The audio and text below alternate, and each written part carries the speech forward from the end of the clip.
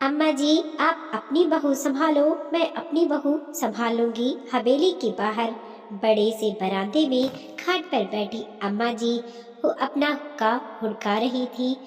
हुक्का हुड़काने की आवाज इतनी तेज थी कि घर में बाकी सदस्यों को साफ पता चल रहा था कि आज किसी न किसी की सामत आने वाली है। अम्मा अपनी जवानी के दिनों से ही बहुत ही तेज रही हैं। पहले अपनी सास को एक तरफ बिठा देती थी, अब बहुओं को। अम्मा हुक्का हुड़काए जा रही थी और आने गए दृष्टि से अपनी बड़ी बहू को कमला को घूरे जा रही थी, जो वही बरामदे में सब्जियां साफ कर रही थी। वैसे भी इन हवेली का दस्तूर है, जब भी कोई गलती करता है तो सबसे पहले सामत बहुओं की ही आती है।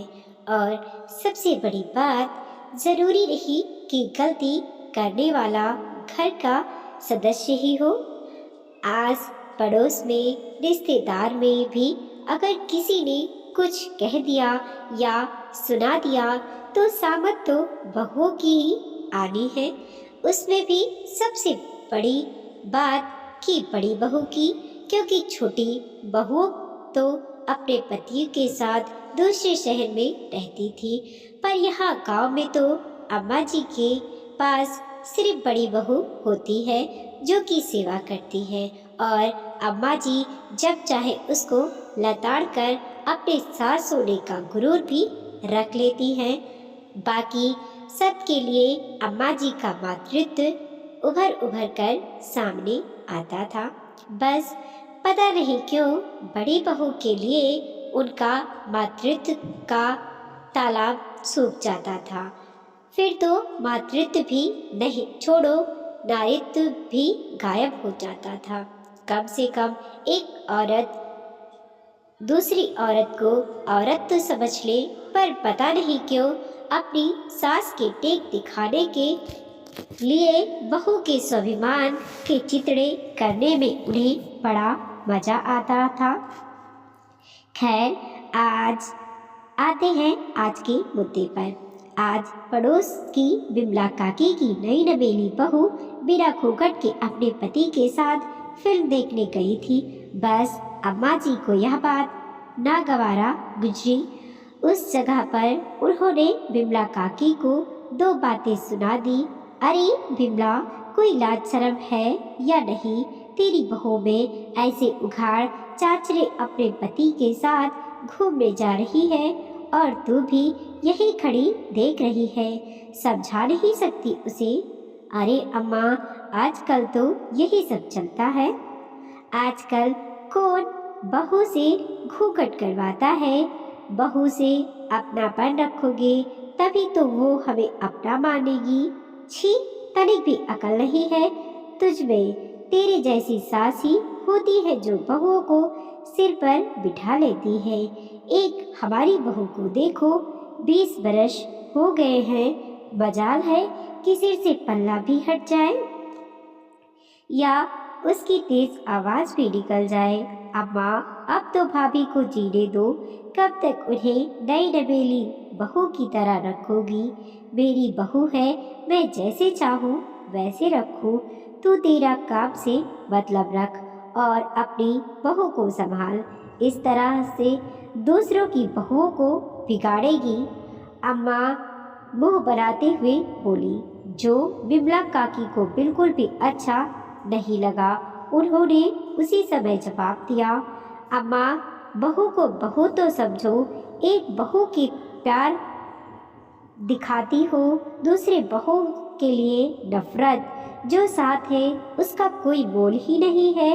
वैसे भी तुम्हारा घर है, तुम तुम्हारी बहू को संभालो, मैं अपनी बहू को संभाल लूंगी। मैं और कहकर वो चली गई। बस अम्मा बिमला काकी का जवाब देना नागवारा गुजर गया। अब भरी बैठी थी भड़ास, किसी न किसी पर तो निकालनी ही थी। बहू से बड़ा भड़ास निकालने का जरिया और कौन हो सकता था? किसी और को सुनाती तो दो बात और सुन जाता। तो आ गई घर में और खाट पर बैठकर हुक्का हुड़काने लगी और इंतजार करने लगी कि बड़ू बहू कुछ ना कुछ आकर पूछे या बिना पूछे कोई काम करे और वो शुरू हो जाए। इतने में बड़ी बहू उठकर आई और अम्मा जी से बोली, अम्मा जी क्या सब्जी खाओगे, बता दो, जो भी खाना हो बना दूँ। हाँ काहे पूछ रही है, तू भी अपनी मनमर्जी कर। अम्मा जी हमने काहे की मनमर्जी कर ली, हम तो चुपचाप अपना काम कर रहे हैं, मुझसे जबान लड़ा रही है। ज्यादा पर निकल आए हैं तेरे, यही सिखाया है तेरे माँ बाप ने। आने दे मेरे बेटे को, बताती हूँ तुझे आज, वही तेरे पर कतरेगा। सास हूँ मैं तेरी, समझी तू। इतने में अम्मा जी का बेटा रमेशरम भी आ गया। बस फिर तो क्या था, अम्मा जी को पूरा मौका मिल गया बड़ी बहू की हालत खस्ता करने का। उसे देखते ही बोली, देख ले तेरी पत्नी को आज जवाब दे रही है मुझे, जबान खुलने लगी है मेरे सामने इसकी। बस यही दिन देखना बाकी रह गया था, इससे तो अच्छा तेरे बापू के साथ ही भगवान मुझे ही उठा लेते। अब थका हारा इंसान घर आए और उसी समय यह सब सुनने को मिल जाए तो दिमाग खराब होना लाजमी है। तो उनके बेटे ने भी चिल्लाना शुरू कर दिया, अब्बा से जुबान लड़ाने की हिम्मत कैसे हुई तेरी, सास है वो तेरी और सास ही रहेगी, ज्यादा उनके सर चढ़ने की जरूरत नहीं है, नहीं तो घर से धक्के देकर निकाल दूंगा, न घर की रहेगी न घाट की। माँ बाबा आप कैसे माँ से इस तरह से बोल रहे हो, माँ ने तो अब्बा से कुछ भी बोला ही नहीं। जो इतना में 16 वर्षीय बेटा हरीश भी बोला, जो इतनी देर से अम्मा का तमाशा देख रहा था। उसे देखकर अम्मा छाती पीटते हुए बोली, हाय राम, बस अब यही दिन देखना बाकी रह गया था, ले मेरे पोते को भी मेरे खिलाफ भड़काने लगी। अब तो ये मेरी अम्मा के बारे में इस तरह का बोलने की तेरी हिम्मत कैसे हुई, रुक तुझे अभी बताता हूँ मैं, अपने बाप के सामने जुबान चलाता है। रामेश्वर आगे बढ़कर हरि पर हाथ उठाने ही लगा था कि कमला ने हाथ पकड़ ही दिया। रामेश्वर ने उसे लगभग धक्का मारते हुए कहा, तेरी हिम्मत कैसे हुई मेरा हाथ पकड़ने की, यही सब तू सीख रही है, अपा ने बेटे को भी सिखा रही है, बाप के खिलाफ बोले। धक्का लगने पर कमला जमीन पर जा गिरी, यहाँ तक कि उसका पल्लू सिर से हट भी गया। उसे देखते ही अम्मा ने कहा, इसके साथ तो ऐसा ही होना चाहिए, सास की सास बनने की कोशिश कर रही है, अपने बेटे को भी सपोला बना लिया, जो अपने बाप को भी डसने की कोशिश कर रहा है।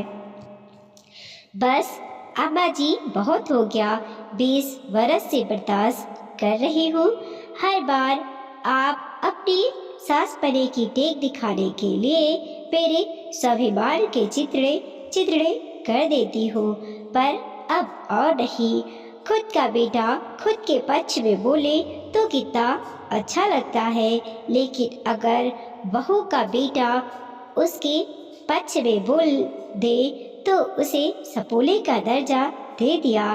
खबरदार मेरे बेटे के बारे में कुछ भी कहा तो आज तक जिसने मेरी आवाज नहीं सुनी वो भी मेरी आवाज सुनेगा। फिर कहती हुई कमला डांट कर अपने बेटे के सामने खड़ी हो गई। देखकर अम्मा जी और रमेश्वर दोनों चौंक गए। अम्मा जी रमेश्वर की तरफ देखने लगी, पर रामेश्वर ने एक बोल ना बोलते बना। अरे तू खड़ा खड़ा देख क्या रहा है, जबान मुंह में है, बंद हो गई है क्या, तेरे सामने तेरी पत्नी इतनी जोर से बोल रही है, वह भी उघाड़ चाचरे, और तू है कि सुनाए जा रहा है।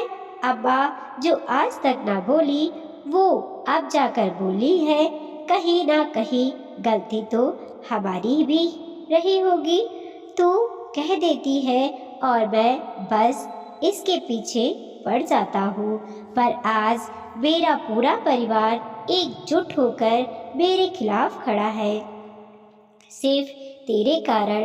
अम्मा कहकर रामेश्वर चुपचाप कमरे में चला गया और अम्मा जी अपने बेटे को जाते देखती रह गई। समझ गई थी कि अब बहू की जुबान खुल चुकी है और वह अकेली नहीं, तीसरी पीढ़ी उसके साथ खड़ी हो चुकी है।